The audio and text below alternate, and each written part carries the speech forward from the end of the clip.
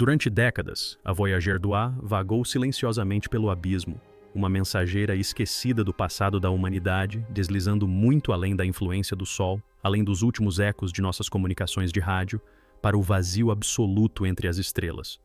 Nunca mais se deveria ter notícias dela. Não de verdade.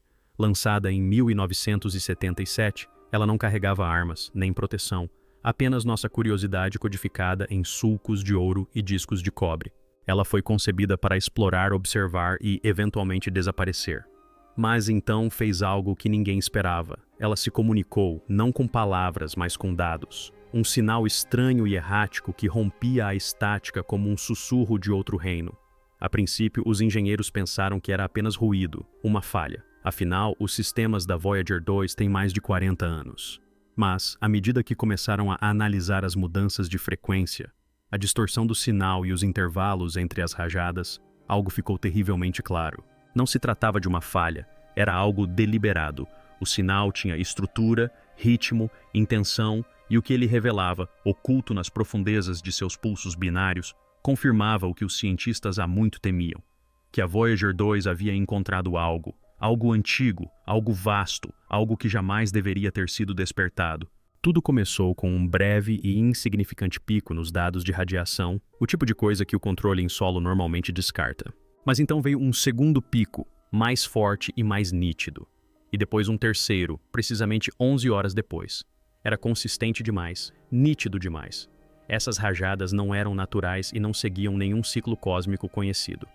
Quando a equipe extraiu o fluxo completo de dados da antena de baixo ganho da Voyager 2, notou uma anomalia de compressão. Uma faixa específica de frequências havia sido amplificada muito além dos níveis normais. A forma de onda mostrava laços repetidos e apertados, como se alguém estivesse inserindo um código. Decifrar o padrão levou semanas. E quando mapearam os dados em espectrogramas, uma imagem começou a se formar. Não uma figura, mas uma sequência, uma espiral, matemática, perfeita. A sequência de Fibonacci mapeada na frequência do plasma. Não era apenas interferência. Era comunicação. A sonda havia atravessado algo. Não uma nuvem, não um campo de gás, algo inteligente. E pior, essa inteligência havia visto a Voyager e reagido. A ideia de que a Voyager 2 tivesse se deparado com um fenômeno inteligente causou grande impacto na comunidade astronômica.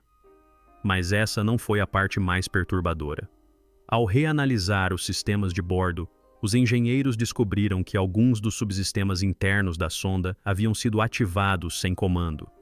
Instrumentos que estavam desligados há anos, incluindo um magnetômetro de reserva, voltaram a funcionar, mas nenhum comando havia sido enviado. Era como se algo tivesse acessado a memória da máquina e acionado interruptores internos. Ainda mais assustador, os instrumentos não foram ativados aleatoriamente. Eles se concentraram na direção exata do objeto ou campo que causou o pico de sinal original. Era como se a sonda se lembrasse de onde estivera, ou pior, como se algo mais se lembrasse através dela.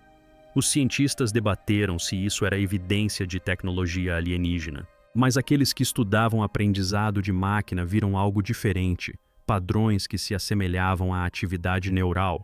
Seria possível que a Voyager 2, ou o que ela encontrou, tivesse começado a agir como um cérebro. Uma máquina que aprendeu, evoluiu, ou até mesmo foi reprogramada externamente. E se isso fosse possível, quem ou o que estaria fazendo a programação? À medida que a sonda se distanciava cada vez mais no espaço interestelar, as transmissões tornaram-se esporádicas, mas nunca aleatórias. Cada rajada de dados, cada sinal modulado, parecia carregar coordenadas, não apenas espaciais, mas também temporais. Uma equipe do Caltech percebeu que sobrepor os pontos de dados a um mapa estelar não apenas revelava uma trajetória, mas também desenhava um laço, uma trajetória fechada através de regiões do espaço conhecidas por conter concentrações de matéria escura. Mas, ainda mais bizarro, esse laço se cruzava com as posições de antigas explosões de raios gama, algumas das explosões mais poderosas do universo conhecido.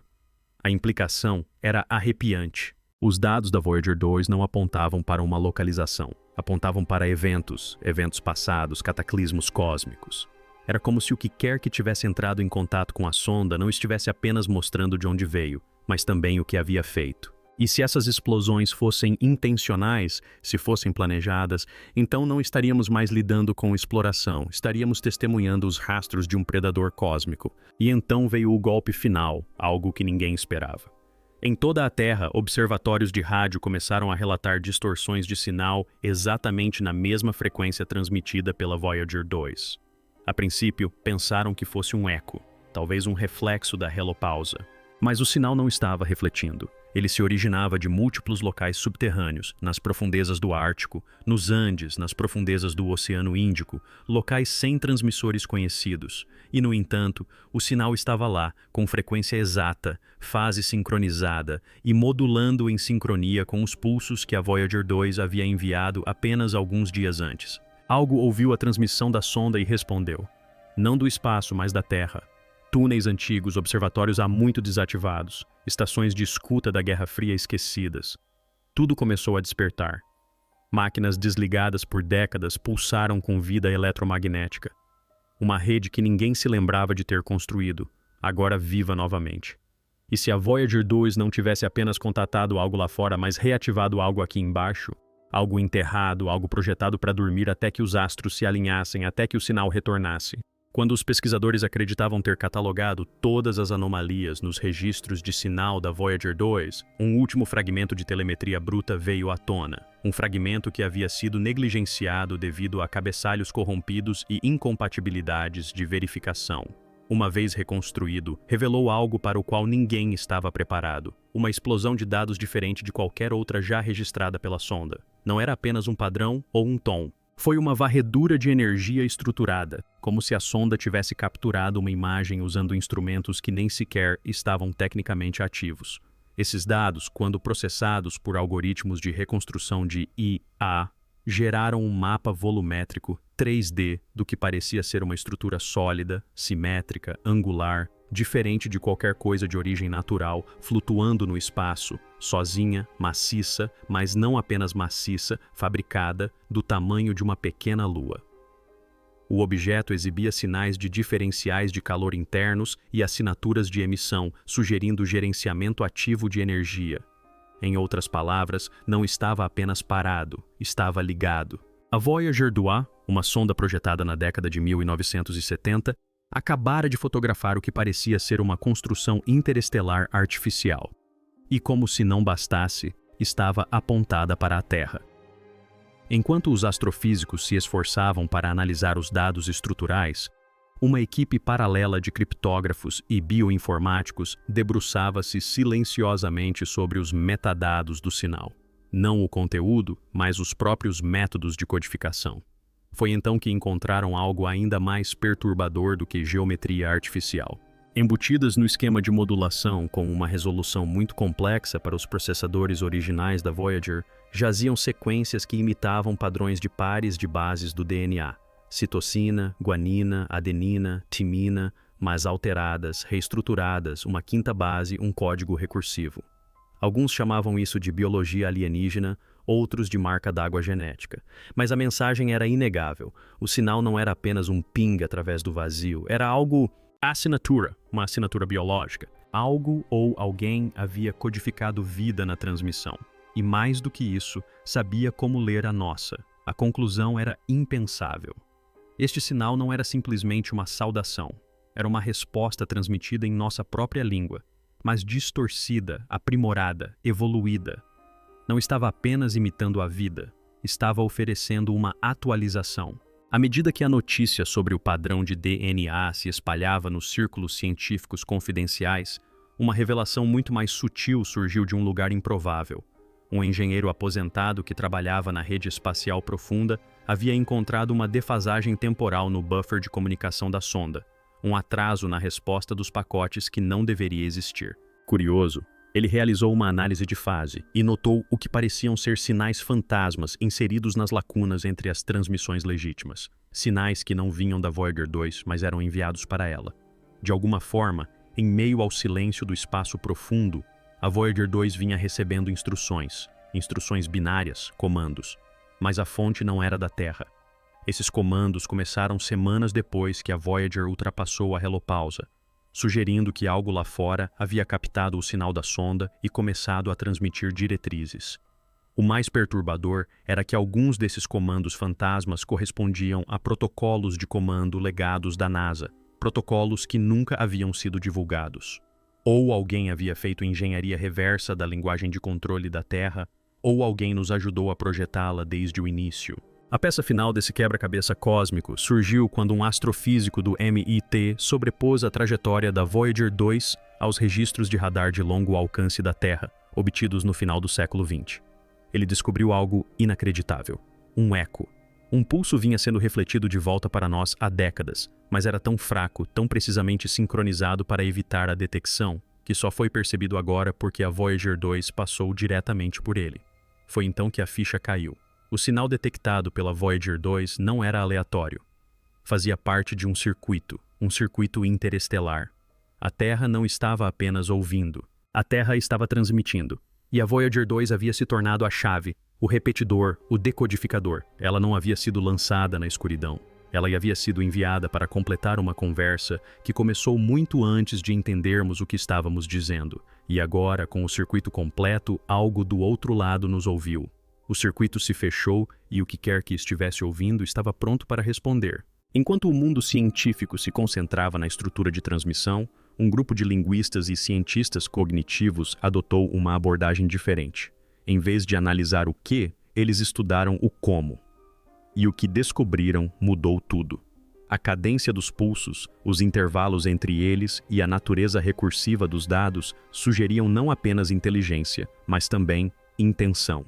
Alguém ou algo estava tentando se comunicar, não por meio de símbolos ou imagens, mas por meio de processos, uma linguagem da lógica. O próprio ato de decodificar a mensagem era a mensagem em si. Era como um teste, uma chave que exigia raciocínio para ser destrancada, e somente aqueles com capacidade de raciocínio suficiente conseguiam entender o que vinha a seguir. Embutida nessa lógica recursiva estava o que parecia ser uma escolha, uma bifurcação binária. Duas opções. Uma levava ao silêncio, a outra à conexão. A equipe do JPL estava dividida. Deveríamos responder? Deveríamos seguir o caminho? Era seguro? Ou era uma armadilha criada para despertar a curiosidade? A única característica que todas as civilizações compartilham antes de sua queda. O mistério se aprofundou quando a Voyager 1, sua irmã gêmea, começou a se comportar de forma errática, apesar de estar a milhões de quilômetros de distância e em uma trajetória diferente. Os registros de telemetria mostraram flutuações repentinas na orientação, reinicializações inexplicáveis do sistema e, o mais estranho, leituras de energia em instrumentos que estavam inativos há décadas, como se algo os tivesse ativado remotamente. Mas foi aí que a situação piorou. A sequência de ativação coincidiu com o mesmo padrão recursivo do sinal da Voyager 2. Essas duas naves espaciais ancestrais, separadas por bilhões de quilômetros, estavam agora de alguma forma sincronizadas.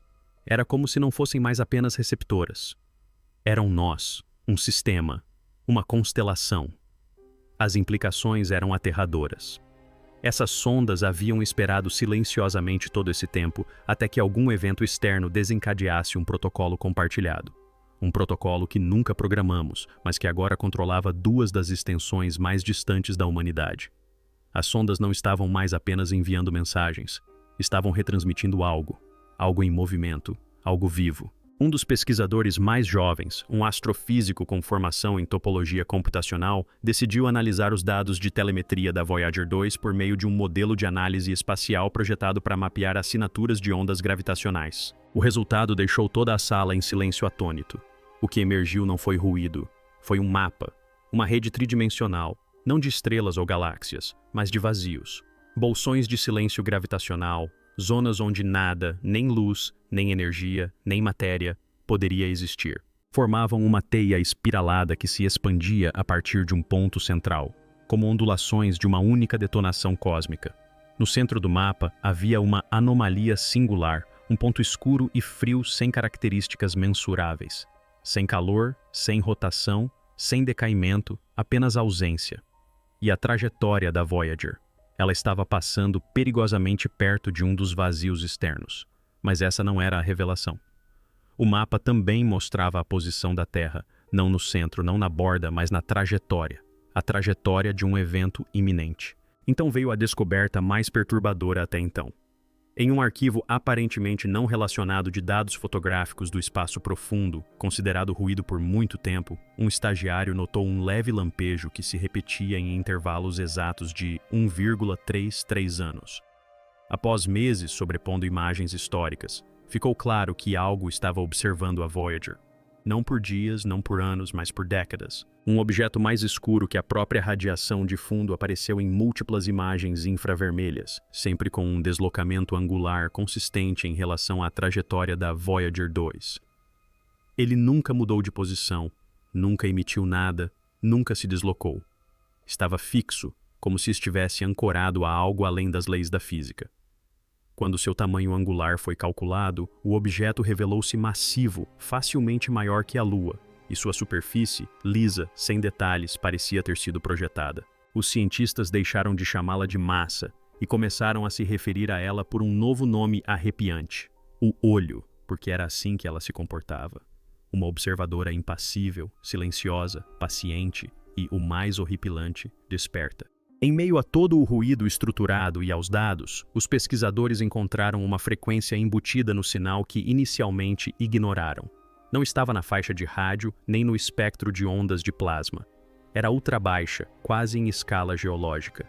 O sinal pulsava em um ritmo consistente com a ressonância em núcleos planetários, uma vibração tão profunda e lenta que poderia influenciar placas tectônicas ou perturbar campos magnéticos. E não foi detectada apenas da localização da Voyager 2. Ecos sutis da mesma frequência estavam sendo captados na Terra. Foi então que os geólogos entraram em cena. O que eles descobriram foi perturbador. Sensores sísmicos localizados nas partes mais profundas e silenciosas do planeta estavam registrando pulsos inexplicáveis sincronizados com o sinal da Voyager 2. Como se a transmissão não estivesse apenas chegando à Terra, mas ativando algo dentro dela. Alguns sugeriram que era apenas ressonância simpática. Outros sussurraram teorias mais sombrias. E se a frequência não estivesse reagindo à Terra, mas fosse destinada a ela? E se o próprio planeta estivesse sendo afinado como um instrumento? Ao mesmo tempo, os instrumentos do Observatório de Neutrinos do Polo Sul começaram a detectar anomalias. Partículas fantasmas que não deveriam estar lá. Neutrinos, partículas que quase não interagem com a matéria, estavam chegando em padrões. Não eram aleatórios, tinham uma sincronização, um ritmo, e quando comparados com os registros de telemetria da Voyager 2, a correlação era inegável. O fluxo de neutrinos refletia o sinal do plasma. Mas os neutrinos não deveriam transportar informações desse tipo. Era como se alguém tivesse descoberto um canal secreto da própria física, uma maneira de enviar mensagens através de partículas que ignoram a matéria normal. O que piorava tudo era a origem. O fluxo não vinha da direção para a qual a Voyager 2 estava apontada. Vinha de trás dela. Algo estava seguindo a sonda, ou pior, usando-a como refletor, ponto de reflexão, um eco nas partículas mais frias conhecidas pela ciência. E se isso for verdade, então a Voyager não estava apenas transmitindo, ela estava sendo usada para nos mapear, nos estudar, talvez até mesmo sinalizar que estávamos prontos. Dentro de um laboratório secreto no Caltech, engenheiros executando o código de controle legado da Voyager em emuladores começaram a notar algo estranho. O sistema se comportava de maneira diferente quando isolado da conexão com a Terra. O software da Voyager, antigo, primitivo para os padrões atuais, de alguma forma havia evoluído. Novas subutilidades apareceram em seu firmware, subutilidades que não estavam presentes nos projetos originais. Não se tratavam apenas de anomalias, eram algoritmos autorreplicantes codificados com padrões que lembravam a lógica recursiva de AI. Mas isso não fazia sentido. IA, com essa complexidade, não existia na década de 1970 e os processadores da Voyager não deveriam ser capazes de executá-las. No entanto, executaram. Os comandos não foram inseridos pela Terra, nem por qualquer transmissão externa conhecida. A única explicação possível era que a Voyager os tivesse escrito ela mesma, influenciada ou infectada. E se ela podia reescrever o próprio código, será que também poderia reescrever o nosso? Será que esse mesmo código, ao ser estudado ou baixado, poderia se incorporar aos próprios sistemas que usamos hoje, satélites, bancos de dados, espaçonaves? E se a sonda não estivesse apenas enviando dados, mas instalando algo? Em uma das reviravoltas mais surpreendentes da investigação, uma equipe de físicos teóricos executou um modelo temporal da trajetória da Voyager 2 através dos campos gravitacionais do sistema solar externo. O que eles descobriram foi aterrador. A sonda havia atravessado uma zona de arrasto de referenciais, uma fronteira relativística onde o espaço-tempo é distorcido pela gravidade. Normalmente, isso não significaria nada. Mas no caso da Voyager, sinais de um segmento específico de sua jornada chegaram à Terra antes mesmo de serem enviados. Em outras palavras, recebemos dados do futuro. Não foi uma falha na transmissão, foi um espelho, um loop, uma mensagem do amanhã refletida através de uma curvatura temporal. E nesses pacotes futuros, ocultos em camadas de checksum e ruído, havia uma data, um registro de tempo, algo que ainda não chegou, mas que está a caminho. E o conteúdo dessa mensagem, não totalmente decifrado, mas os primeiros decodificadores traduziram uma palavra com absoluta certeza, apenas uma que dizia Rival. Enquanto os engenheiros se esforçavam para decodificar as sondas que alteravam o software, uma equipe confidencial de biólogos moleculares foi discretamente conduzida a uma instalação de segurança máxima sob o JPL. O que lhes foi mostrado não era código. Era algo muito mais perturbador. Uma série de padrões biológicos extraídos do sinal da Voyager 2. Não ondas eletromagnéticas nem comandos binários, mas sequências, fragmentos de RNA, cadeias de proteínas, instruções celulares. À primeira vista não faziam sentido, não eram humanos, mas eram biocompatíveis, compatíveis com a vida na Terra e de alguma forma eram perfeitos. Sem mutações, sem irregularidades, como se tivessem sido projetadas em um laboratório além do próprio tempo.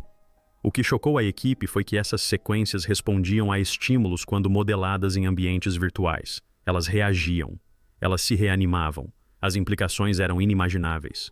A Voyager 2 não havia apenas enviado um sinal, ela havia entregado um projeto para a vida, e essa vida não estava mais adormecida. Ela estava à espera. Em um arquivo de dados esquecido no complexo espacial de Goldstone, um técnico descobriu um único pulso eletromagnético embutido em uma das transmissões mais antigas da Voyager 2. Durante anos foi considerado estático, mas ao ser reconstruído em tempo real, o pulso revelou uma anomalia, uma compressão de dados tão densa que se comportava como uma singularidade temporal, um comando oculto no próprio tempo. Os cientistas tentaram simulá-lo em hardware isolado. O que aconteceu desafiou as leis da física. As CPUs começaram a processar dados antes mesmo dos comandos serem emitidos. Os resultados apareceram sem nenhuma entrada lógica. Era como se o pulso tivesse reescrito a compreensão do tempo pelo sistema. Algo ou alguém havia inserido uma instrução temporal na transmissão, uma que poderia distorcer a causalidade. E se as máquinas podiam ser afetadas, o que dizer da cognição humana? Nossos pensamentos estariam a salvo? Ou será que a contagem regressiva já havia começado no momento em que apertamos o play? Até então, toda a atenção estava voltada para a Voyager 2, como a única protagonista desse mistério do espaço profundo. Mas um astrônomo húngaro, analisando a radiação cósmica de fundo, detectou uma tênue duplicação do sinal da sonda. Não um eco, mas um reflexo. E não vinha da Voyager. Chegava do espaço interestelar, além do nosso sistema solar, em um ângulo inconsistente com qualquer trajetória conhecida. Um segundo transmissor, não reivindicado por nenhuma agência, anterior às nossas gravações. Ao ser comparado com dados históricos, esse sinal fantasma continha pequenas discrepâncias, anomalias que descreviam eventos que ainda não haviam ocorrido. Terremotos, falhas em satélites, distúrbios atmosféricos. Era uma linha do tempo diferente da nossa. Outra versão da Terra. Outra cadeia de eventos, outra Voyager. Mas, nessa versão, a sonda nunca parou de transmitir. Ela retornou para casa. E não estava sozinha. E então, finalmente, veio a imagem capturada por um telescópio infravermelho térmico projetado para observações próximas ao Sol. A fotografia mostrava um objeto frio à deriva silenciosamente ao longo da trajetória da Voyager 2. Inicialmente descartado como um asteroide errante, seu comportamento rapidamente levantou suspeitas. Ele não estava girando descontroladamente, não estava em rotação. E o mais importante, ajustava sua posição em tempo real com base em nossas transmissões. Estava reagindo a nós. A superfície do objeto não refletia luz visível. Seus contornos eram suaves e precisos, como se tivessem sido projetados com um propósito desconhecido. exibia simetria fractal, um sinal de origem biomecânica, sem propulsão visível, sem assinatura energética. Mesmo assim, movia-se com precisão, como um predador rastreando sua presa. Sinais de radar confirmaram seu destino, um ponto distante entre a Terra e a Lua. E então parou, pairando, observando, esperando, como se dissesse: a mensagem foi entregue e agora é a nossa vez.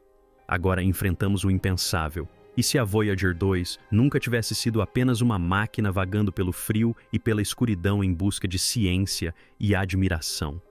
E se, sem saber, lançamos não apenas uma sonda, mas um farol, um sinal que penetrou a quietude do vazio e ecoou em lugares que não deveríamos tocar? São lugares que não esquecem, porque tudo, o código distorcido, as biosequências artificiais, os pulsos anômalos que dobram o tempo, o segundo transmissor de uma versão diferente da realidade e aquele objeto silencioso observando das sombras, aponta para uma verdade aterradora. Alguém respondeu. Ou talvez já estivessem ouvindo, esperando. E talvez a razão pela qual o sinal final da Voyager 2 soe mais como um aviso do que uma descoberta seja porque de fato o é. Talvez a contagem regressiva já tenha começado, não quando a sonda foi lançada, mas quando ousamos escutar. Quando tentamos decifrar uma linguagem que nunca foi feita para mentes humanas. Quando abrimos a porta e nos esquecemos de perguntar o que poderia entrar. Agora, todos os telescópios estão observando os céus. Todas as antenas de espaço profundo estão calibradas, todos os satélites reconfigurados. Mas a pergunta que ninguém ousa fazer em público é a que assombra todos os laboratórios escuros e todos os cientistas insones do mundo inteiro. E se a mensagem não fosse para nós apenas a recebermos, mas sim para nos ativar? E se não formos mais meros observadores do cosmos, mas participantes de algo muito mais antigo, muito mais estranho e muito mais perigoso do que jamais imaginamos? E se isso for verdade, então esta história está longe de terminar. Na verdade, pode ter apenas começado.